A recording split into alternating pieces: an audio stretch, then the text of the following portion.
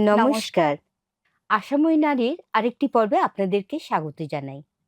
আজকে আমরা দুজনে আজকের এই পর্বটি সঞ্চালনার দায়িত্বে আছি। আজ অনেক দিন পর তোমার সঙ্গে দেখা হওয়াতে আমার খুব আনন্দ হচ্ছে। আশা করি একটা লম্বা সময় তোমার প্রিয়জনদের সঙ্গে তুমি খুব ভালোভাবে কাটাতে পেরেছো। হ্যাঁ, প্রায় ২ বছর পর আত্মীয়স্বজন আর বন্ধুদের সঙ্গে একটা সুন্দর সময় কাটাতে পারলাম। পরিবারের সঙ্গে পুনর্মিলন হওয়া একটি অসাধারণ আশীর্বাদের বিষয়। বিশেষ করে যখন আমরা আমাদের পরিবারের কাছ থেকে অনেক দূরে বাস করি। আমি তোমার সঙ্গে সম্পূর্ণ একমত। পরিবারের সঙ্গে পুনর্মিলন এমন একটা বিষয় যার জন্য আমরা সবাই অপেক্ষা করে থাকি। পারিবারিক অনুষ্ঠান, পার্টি ও অন্যান্য আনন্দের পাশাপাশি আমি একদিনের একটি পারিবারিক প্রার্থনা সভায় অংশগ্রহণ করার এক অসাধারণ সুযোগও পেয়েছিলাম, যেখানে প্রচারক রাজা দাউদের জীবনের শিক্ষা নিয়ে বক্তব্য রেখেছিলেন। তিনি দাউদের অনেক গীত উদ্ধৃত করে খুব স্পষ্টভাবে আমাদের দেখিয়েছিলেন সেগুলি কোন পরিস্থিতিতে লেখা হয়েছিল। যাই হোক, মজার বিষয় হলো আজকের আলোচনার বিষয়টি হলো গীতসংগীতায় হতাশা, যখন দাউদ ভেঙে পড়েছিলেন। বাহ, কি আশ্চর্যের ব্যাপার! সেই সভাতে আমাদের মণ্ডলীর একজন নেত্রী সাক্ষ্য দিয়ে বলেছিলেন যে তিনি হতাশ হলে কেমনভাবে গীতসংগীতা পাঠ করেন। তিনি এই কথা বলেছিলেন, আমি সবসময় গীতসংগীতা নিয়ে ধ্যান করার মধ্যে সান্ত্বনা ও শক্তির উৎস পেয়েছি, বিশেষ করে আমার সবচেয়ে অন্ধকার সময়গুলিতে। যখনই আমি উদ্বিগ্ন ও ভীত হয়ে পড়ি, আমি সবসময় নিজেকে গীতসংগীতার কিছু পদে আকৃষ্ট হতে দেখি। এই পদগুলির মধ্যে যে সান্ত্বনা আমি পাই তা আমার আত্মায় শান্তি নিয়ে আসে। আমি তোমার সঙ্গে সম্পূর্ণ একমত। আমার ক্ষেত্রেও ঠিক একই ব্যাপার হয়। গীতগুলি হচ্ছে দাউদের হতাশা ও নিরাশার সঙ্গে তার সংগ্রামের প্রতিফলন।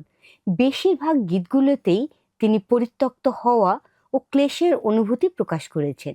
তিনি তার নিজের একাকিত্বের অনুভূতি ও সমস্যাগুলির ভার নিয়ে বিলাপ করে তার হৃদয়ে ঈশ্বরের কাছে সমর্পণ করেছিলেন।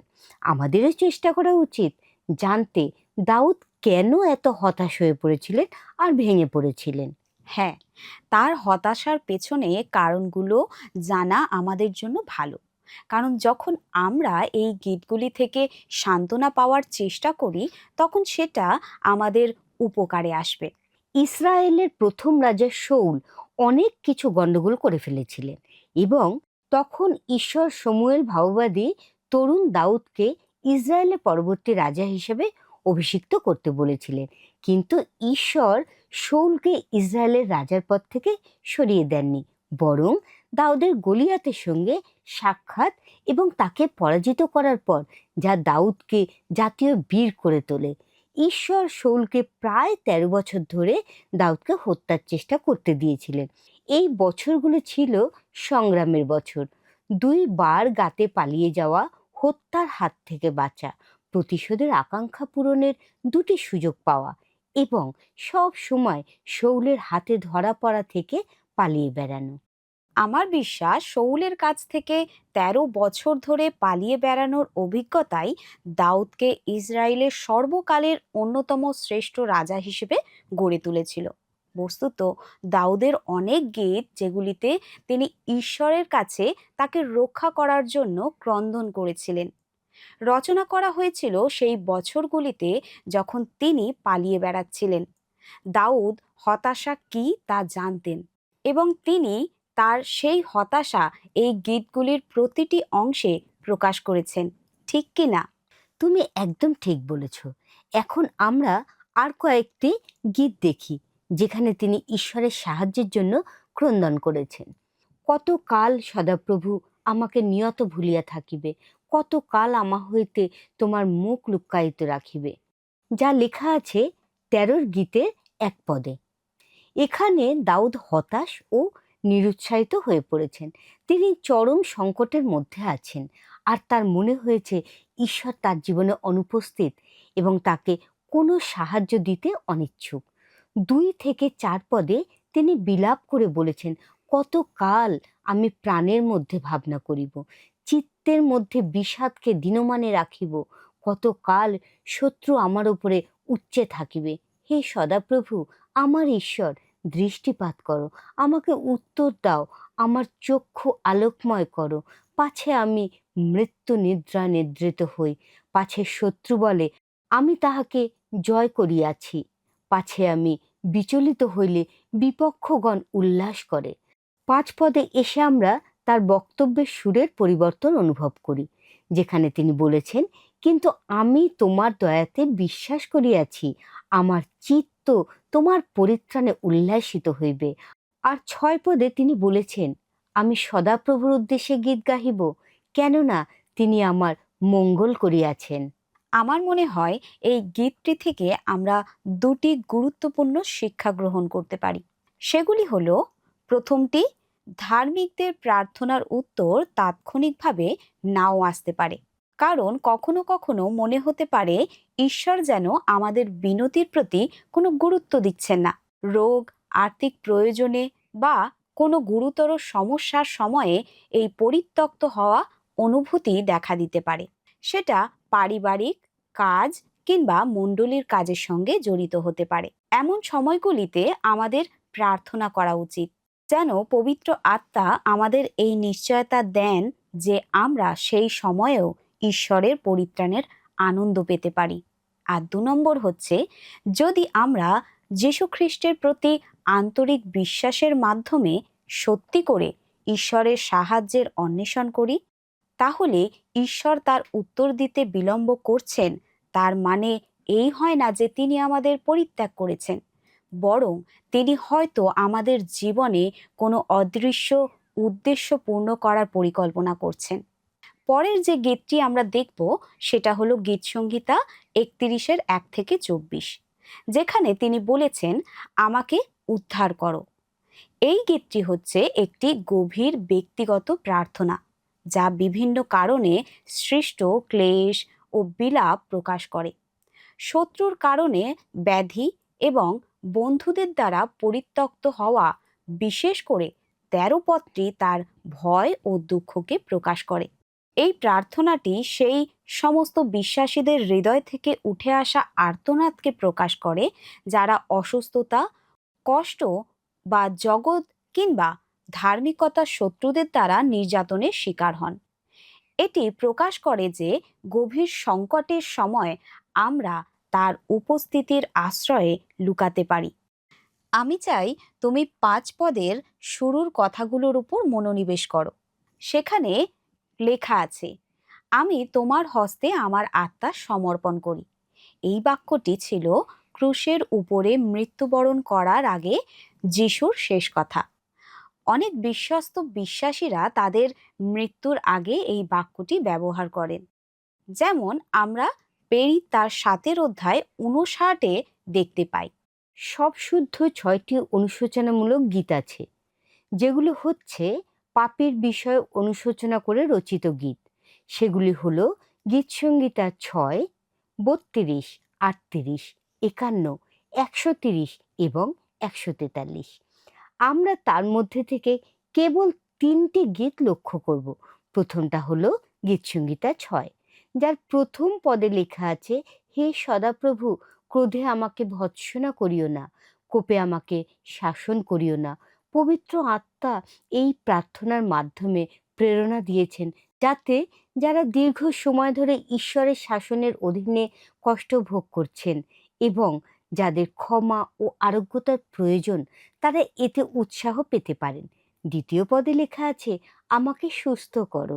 শারীরিক কষ্ট ও ঈশ্বরের শাসনের সময় যা তিনি জানেন যে তার প্রাপ্য, গীতরচক ঈশ্বরের উপস্থিতির অনুভূতি এবং আত্মিক শান্তি হারিয়ে ফেলেছেন।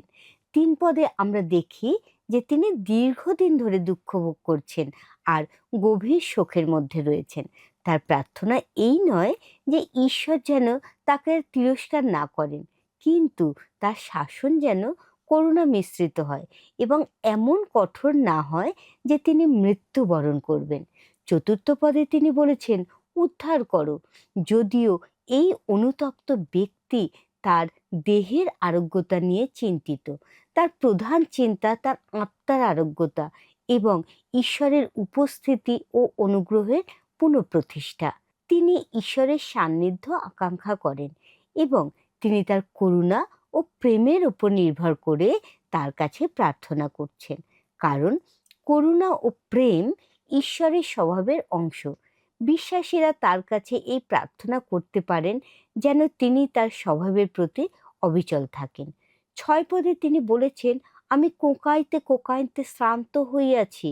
গীত রচকের মনের যন্ত্রণা ও আত্মার কষ্ট দীর্ঘ সময় ধরে চলেছে।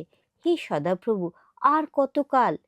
3 পদের এই বাক্যাংশটি এবং তার সঙ্গে 6 ও 7 পদের থেকে এটাই প্রমাণিত হয় যে ঈশ্বর তখনও তাকে আত্মিক শান্তি আর উপস্থিতি ও অনুগ্রহে তাৎক্ষণিকভাবে ফিরিয়ে দেননি। 8 ও 9 পদ আমাদের শিক্ষা দেয় যে নির্দিষ্ট সময়ে ঈশ্বরের করুণার জন্য আমাদের বিনতি শুনবেন এবং আমাদের প্রার্থনা গ্রাহ্য করবেন। পরের গীতটি হচ্ছে গীতসংহিতা 32-এর 1 থেকে 11, যেটা শুরু হয়েছে এই বলে, ধন্য সেই যাহার অধর্ম ক্ষমা হইয়াছে, যাহার পাপ আচ্ছাদিত হইয়াছে। গীতরচক ঈশ্বরের ক্ষমাকে 3 ভাবে বর্ণনা করেছেন। প্রথম, তিনি অধর্ম ক্ষমা করেন। দ্বিতীয়, তিনি পাপ আচ্ছাদন করেন, অর্থাৎ দৃষ্টিগোচরের বাইরে নিয়ে যান। আর 3 নম্বর, তিনি অপরাধ গণনা করেন না, সমস্ত অপরাধের তথ্য মুছে ফেলা হয়। 3 পদ বলে, আমি যখন চুপ করিয়াছিলাম আমার অস্থি সকল ক্ষয় পাইতেছিল। 3 ও 4 পদ বলে, লুকানো পাপ যে যন্ত্রণা ও শাস্তি নিয়ে আসে তার বর্ণনা করে। দাউদ যখন তার পাপ লুকিয়ে রেখেছিলেন আর সেগুলি ঈশ্বরের কাছে স্বীকার করেননি, তখন তিনি তার স্বাস্থ্য, মানসিক শান্তি, আনন্দ এবং ঈশ্বরের অনুগ্রহ, তার জীবন থেকে সবচেয়ে মূল্যবান বিষয়গুলি হারিয়ে গিয়েছিল। তার বদলে তিনি ঈশ্বরের শাস্তি হিসাবে অপরাধবোধ ও অন্তরের যন্ত্রণা অনুভব করেছিলেন। আর তোমার কাছে আমার পাপ স্বীকার করিলাম। একটি সৎ, আন্তরিক ও অনুতপ্ত হৃদয় নিয়ে পাপ স্বীকার করলে সর্বদা ঈশ্বরের করুণাময় ক্ষমা, অপরাধবোধের মুক্তি এবং তার স্থায়ী উপস্থিতির আশীর্বাদ লাভ করা যায়। আমি তোমাকে বুদ্ধি দিব, যা লেখা আছে 8 পদে। সদাপ্রভু প্রতিশ্রুতি দিয়েছেন যে তিনি এমন একজন ক্ষমাপ্রাপ্ত বিশ্বাসীকে শিক্ষা দেবেন ও পথ নির্দেশনা দেবেন যার মধ্যে শিখবার মন আছে, যে ঈশ্বরের উপস্থিতি ও পরামর্শকে মূল্য দেয়, যা লেখা আছে 7 পদে। তার উপর বিশ্বাস রাখে, যা লেখা আছে 10 পদে। তার মধ্যে আনন্দ করে, যা লেখা আছে 11 পদে, এবং হৃদয়ে সদ্ভাব অটল থাকে। গীতসংহিতার 38-এর 1 থেকে 22, সদাপ্রভু তোমার ক্রোধে আমাকে ভৎসনা করিও না, তোমার রোষাগ্নিতে আমাকে শাস্তি দিও না। এই গীতটি হচ্ছে পাপের জন্য ঈশ্বরের শাস্তি প্রত্যাহারের আকুল প্রার্থনা। দাউদ ঈশ্বরের ক্রোধ অনুভব করে অভিভূত হয়ে পড়েছেন, যেটা আমরা পাই 1 থেকে 2 পদে। তার শরীর রোগে জর্জরিত হয়ে গেছে এবং তার শক্তি ক্ষয় হয়ে গেছে, যেটি লেখা আছে 3 থেকে 10 পদ। তিনি জানেন যে তার এই দুঃখ কষ্ট তার নিজের নির্বোধ পাপের ফল, যেটা আমরা পাই 3 থেকে 5 এবং 18 পদে। তিনি নিজের শাস্তি মেনে নিয়েছেন, নিজের পাপ স্বীকার করেছেন এবং ঈশ্বরের সাহায্য ও পরিত্রাণের দিকে চেয়ে আছেন, যেটা আমরা পাই 18 পদ এবং 21 থেকে 22 পদে। 3 পদে গীতরচক বলেছেন, আমার মাংসে কিছু স্বাস্থ্য নাই। সদাপ্রভুকে জানার পর এবং তার করুণা পাওয়ার পর যখন কেউ গুরুতর পাপ করে, তখন যা ঘটে, গীতরচক তার 2টি ফলাফলের উপরে জোর দিয়েছেন, যেটা লেখা আছে 1 পদে। এই শিক্ষা যে ঈশ্বর সর্বদা পাপ ক্ষমা করেন এবং সেটা স্মরণে রাখেন না, এবং অনুতপ্ত বিশ্বাসীকে কখনো শাসন করেন না, এটি বাইবেলীয় শিক্ষা নয়। সময় পেরিয়ে যেতে পারে এবং এক অনুতপ্ত পাপী আবার ঈশ্বরের অনুগ্রহ অনুভব করতে পারে, কিন্তু ক্ষমার পরেও এমন কিছু পার্থিব পরিণতি থাকতে পারে যা মাসের পর মাস কিংবা বছরের পর বছর চলতে পারে। দৈহিক যন্ত্রণা এবং মানসিক কষ্ট পাপ ও পাপীর ওপরে ভারী বোঝা ও কষ্ট বয়ে আনে। ঈশ্বর আমাদের অপরাধের ফলস্বরূপ গুরুতর অসুস্থতা অনুমোদন করতে পারেন, যা লেখা আছে 3 পদ থেকে 10 পদ। ইচ্ছাকৃত পাপের একটি ভয়াবহ পরিণতি হলো ঈশ্বরের সহভাগিতা এবং তার উপস্থিতির অনুভূতি হারানো। এই একই কথা আমরা 22 গীতের 19 পদে দেখেছি। ঈশ্বরের করুণা এবং পবিত্র আত্মা যে আমাদের অন্তরে বাস করে, সেটা জানার পরেও ইচ্ছাকৃতভাবে পাপ করা এক বেদনাদায়ক ও তিক্ত অভিজ্ঞতা। গীতসংগীতা পড়তে পড়তে আমরা দেখি যে দাউদ কেবল নিজের পাপের জন্যই নয়, কিন্তু তার চারিপাশে থাকা শত্রুদের কার্যকলাপ এবং অবিশ্বস্ত লোকদের কারণেও হতাশ হয়ে পড়েছিলেন। ঈশ্বরের বাক্য, বিশেষ করে গীতসংগীতা, আমাদের জীবনের সবচেয়ে অন্ধকার মুহূর্তগুলোতে একটি জীবনরেখা হয়ে উঠতে পারে। আমরা কখনোই বুঝতে পারি না যে একটি মাত্র পদ কিভাবে কারো জীবনের যাত্রাপথের মোড় ঘুরিয়ে দিতে পারে। আমার হৃদয়ের খুব কাছের আরেকটি কাহিনী আমি সবার কাছে বলতে চাই।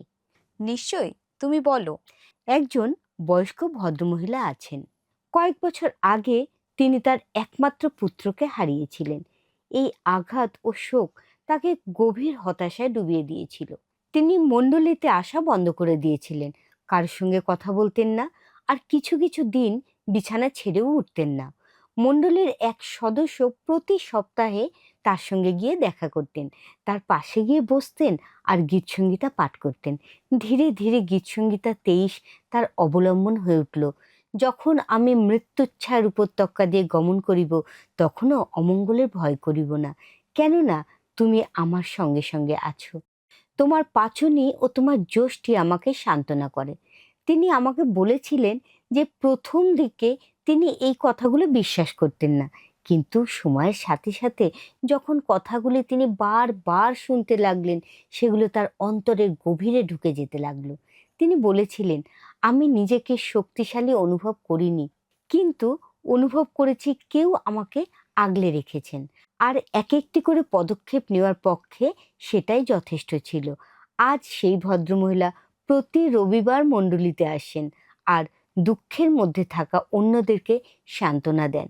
তার দুঃখ তার জীবন থেকে অদৃশ্য হয়ে যায়নি, কিন্তু ঈশ্বরকে সঙ্গে নিয়ে সেটা পেরিয়ে আসতে গীতসংগীতা তাকে সাহায্য করেছিল। দারুণ! এটা সত্যি করেই প্রমাণ করে যে ঈশ্বরের বাক্য কেবল আমাদের তথ্য দেয় না, এটা আমাদের রূপান্তরিতও করে। সে একজন যুবতী মা হোক বা একজন বয়স্কা মহিলা হন, জীবনের প্রতিটি সময়ে গীতসংগীতার মাধ্যমে ঈশ্বরের উপস্থিতির আশার আলো এনে দেয়। আমরা এবারে আরেকটি গীত লক্ষ্য করি, আর সেটা হচ্ছে গীতসংগীতার 3:1-8।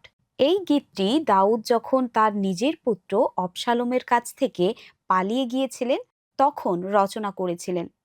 তিনি প্রথমেই কাতরোক্তি করে বলেছেন, হে সদাপ্রভু, আমার বিপক্ষ কত বাড়িয়াছে। এই গীতটি হচ্ছে ঈশ্বরের উদ্দেশ্যে একটি বিলাপ। বিলাপ সঙ্গীতের মূল কাঠামোতে থাকে ঈশ্বরকে আন্তরিকভাবে আহ্বান করা, যা আমরা পাই 1 পদে। বিশ্বাসীর দুঃখ, যন্ত্রণা বা অবিচারের একটি বর্ণনা, যা 1 ও 2 পদে পাই। ঈশ্বরের প্রতি আস্থার একটি ঘোষণা, 3 থেকে 6 পদে পাই। সাহায্যের জন্য করুণ আবেদন, যা আমরা 7 পদে পাই, এবং প্রশংসা বা কৃতজ্ঞতার একটি প্রকাশ, যা আমরা 8 পদে পাই।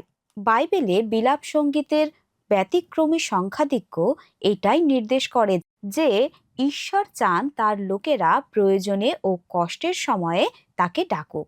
তুমি আমার বেষ্টনকারী ঢাল, আমার গৌরব, যা পাই 3 পদে। যেসব বিশ্বাসী ঈশ্বরের ইচ্ছা অনুসারে জীবনযাপন করে কিন্তু নিজেদেরকে দুঃখ, কষ্ট ও বিরোধিতার মুখোমুখি হতে দেখে, যা পাই 1 ও 2 পদে। 2 শমূয়েল 15 অধ্যায়ের 12 থেকে 30 পদে। তারা ঈশ্বরকে ডাকতে পারে, এই বিশ্বাস নিয়ে যে তিনি তার ঐশ্বরিক উদ্দেশ্য অনুযায়ী তাদের পক্ষে কাজ করবেন। আমি শয়ন করিলাম ও নিদ্রা গেলাম 5 পদে পাই। যে সমস্ত বিশ্বাসী আন্তরিকভাবে ঈশ্বরকে ডাকেন এবং নিরন্তর তার বিশ্বস্ততার উপর নির্ভর করে, এই নিশ্চিন্ত বিশ্বাস নিয়ে যে তিনি শোনেন, যা আমরা 4 পদে পাই, তারা শান্তিতে শয়ন করেন এবং নিরাপদে নিদ্রা যেতে পারেন। 55 গীতটিও দাউদ রচনা করেছিলেন যখন তার নিজের পুত্র অবশালেম সিংহাসন দখল করার চেষ্টা করছে, তার সঙ্গে বিশ্বাসঘাতকতা করেছিল। এখানে তিনি বলেছেন, হে ঈশ্বর, আমার প্রার্থনায় কর্ণপাত করো, আমার বিনতি হইতে লুকাইও না। যখন তিনি দেখেছিলেন যে তার নিজের পুত্রই তার প্রাণ নেবার চেষ্টা করছে, তার মনে হয়েছিল যে তিনি সব কিছু হারিয়ে ফেলেছিলেন, এমনকি সদাপ্রভু তাকে উপেক্ষা করছে, যেটা আমরা পাই 1 থেকে 5 পদে। যদি কপতের ন্যায় আমার পক্ষ হইত, তবে আমি উড়িয়া গিয়া সুস্থির হইতাম, যেটা লেখা আছে 6 পদে। যখন আমরা দুষ্ট লোকদের বা আত্মিক শত্রুদের দ্বারা নির্যাতিত হই, বা জগতের নানা দুর্দশা আমাদের মধ্যে ভয়, যন্ত্রণা ও অপ্রতিরোধ্য উদ্বেগ সৃষ্টি করে, যেটা লেখা আছে 2 থেকে 5 পদ, তখন আমরাও প্রায় আমাদের কষ্ট থেকে পালিয়ে গিয়ে বিশ্রাম ও স্বস্তির খোঁজার চেষ্টা করি। তবে অধিকাংশ ক্ষেত্রেই এমন পরিস্থিতি থেকে রক্ষা পাওয়া সম্ভব হয় না। সত্যিকারের সমাধান একমাত্র ঈশ্বরের শরণ নেওয়ার মাধ্যমেই পাওয়া যায়। আমরা গীত রচকের মতো সন্ধ্যায়, প্রাতে ও মধ্যাহ্নে ঈশ্বরকে ডাকতে পারি, যেটা লেখা আছে 16 থেকে 18 পদে, এবং আমাদের সমস্ত চিন্তা তার উপরে অর্পণ করে তাকে বিনতি করতে পারি যেন তিনি আমাদেরকে বহন করেন।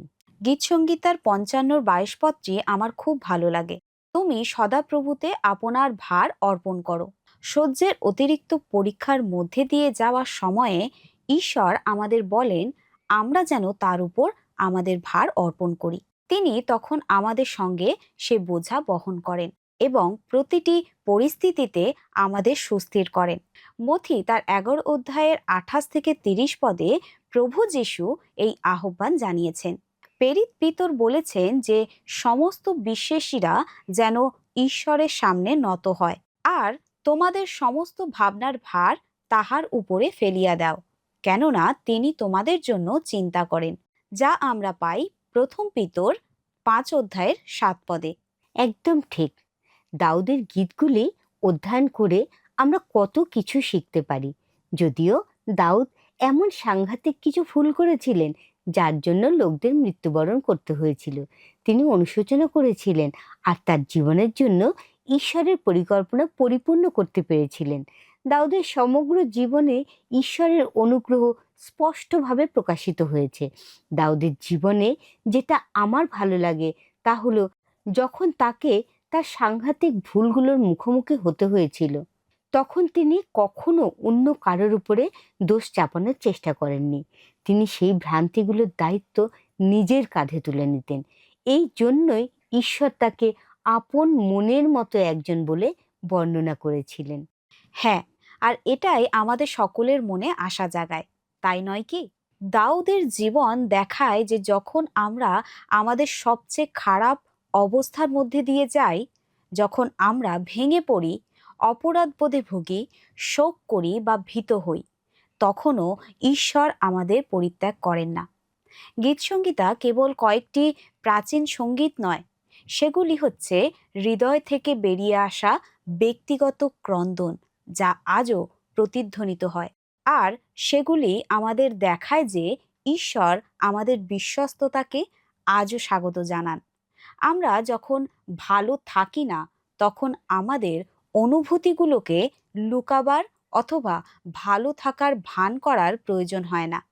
আমরা আমাদের দুঃখ, আমাদের ক্রোধ, আমাদের অপরাধ আর আমাদের বিভ্রান্তি তার কাছে বহন করে নিয়ে আসতে পারি। আর তার পরিবর্তে তিনি তার শান্তি আমাদেরকে দেন। অনেক সময় তিনি আমাদের পরিস্থিতি বদলে দেন, কিন্তু বেশিরভাগ সময় তিনি আমাদের পরিবর্তন করেন। তিনি আমাদের শক্তি, স্বচ্ছতা এবং সব সবচেয়ে বড় আশা প্রদান করেন। আসুন বন্ধু, ঈশ্বরের কাছে এই প্রার্থনা করি যেন হতাশা দূর করে তার বাক্যের আলোকে আমরা শক্তি ও শান্তি পাই। প্রার্থনা করি। মঙ্গলময় স্বর্গীয় পিতা, প্রভু তোমাকে ধন্যবাদ দিই। এই সুন্দর অনুষ্ঠানের মাধ্যমে আমরা যা বুঝতে পারলাম প্রভু, আমরা যেন হতাশা থেকে বেরিয়ে আসতে পারি এবং সেই দাউদের মতন যেন তোমার মনের মানুষ হয়ে উঠতে পারি। তুমি আমাদের সঙ্গে থাকো। ছোট প্রার্থনা প্রভু যিশুর নামে চাই, আমেন। আজকের পর্বে যোগদান করার জন্য আপনাদের সকলকে ধন্যবাদ জানাই। আশাময়ী নারীর পরবর্তী পর্বে আবার আপনাদের সাথে সাক্ষাৎ করব। বন্ধু, স্ক্রিনে দেওয়া মিসড কল নাম্বারে একটি মিসড কল দেওয়ার অনুরোধ রইল এবং প্রার্থনার নাম্বারে আমাদের সাথে যোগাযোগ করবেন। নমস্কার। আসুন বন্ধু, প্রশ্ন উত্তরে আসি। গত সপ্তাহের প্রশ্নের উত্তর অপশন সি, যিশুর। আজকের প্রশ্ন, ইসরায়েলের প্রথম রাজা কে? Option A Saul, option B দাউদ, অপশন সি অবিমেলক। তাহলে বন্ধু, এই প্রশ্নের উত্তর আগামীকাল অপশন এ, বি, সি সহকারে 9433497235 এই নাম্বারে SMS বা হোয়াটসঅ্যাপে পাঠান।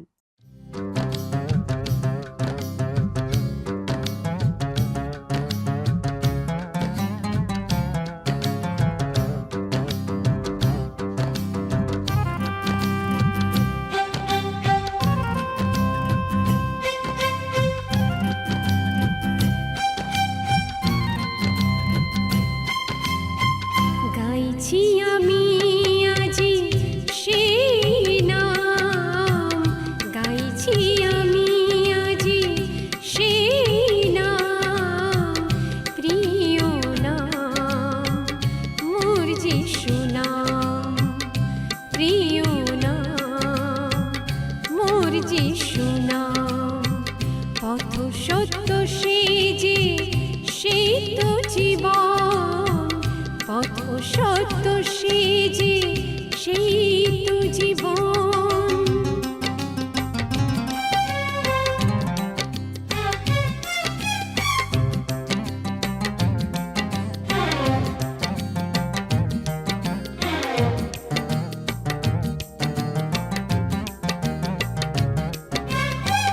মানুষের জীবন দুদিনের তরে, আজ সে আছে কাল সে নাই।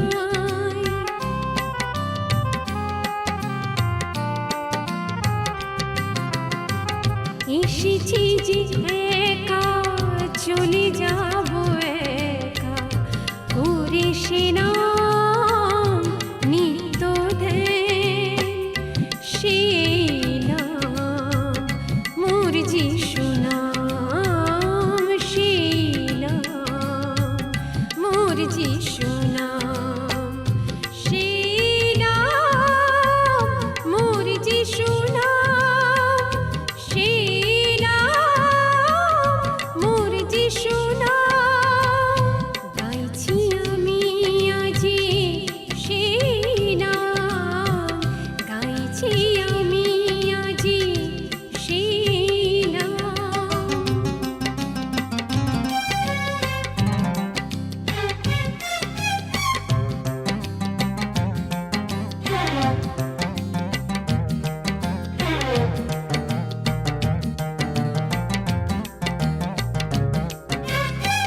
জগতের প্রতিকূলে শুধুই মরণ, যিশু নামেই পাবো অমৃত জীবন।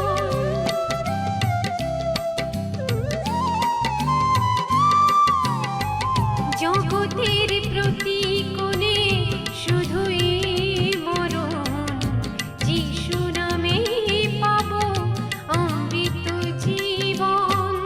যিশু নামে পেয়েছি অনন্ত জীবন। গত সপ্তাহের বিজয়ী দর্শক বন্ধু হলেন অঞ্জলি সরকার, কলকাতা থেকে।